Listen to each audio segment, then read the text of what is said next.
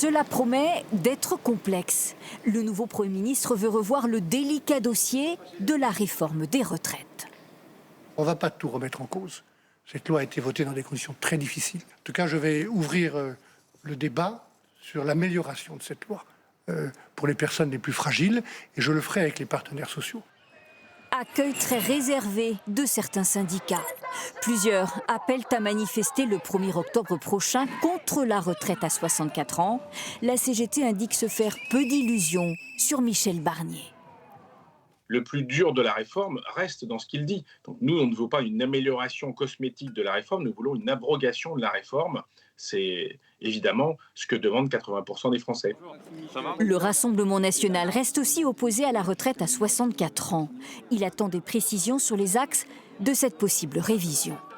Je crois qu'à compter de ce jour, M. Barnier est un Premier ministre sous surveillance. Voilà, sous surveillance démocratique d'un parti politique qui est désormais incontournable dans le jeu parlementaire et dans le jeu démocratique, le Rassemblement national.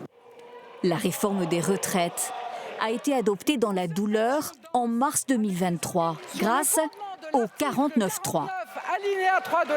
Dans le camp présidentiel, on se dit prêt à des évolutions tout en fixant des lignes rouges. Il faut garder un équilibre financier pour assurer des pensions pour nos retraités. Sinon, tout le reste, c'est des discussions. Toutes les discussions fragiliseront le système. Michel Barnier ouvre aussi la porte à des avancées sur la taxation. Je ne m'interdis pas une plus grande justice fiscale, a-t-il dit, pour répondre au déficit public qui se creuse en France.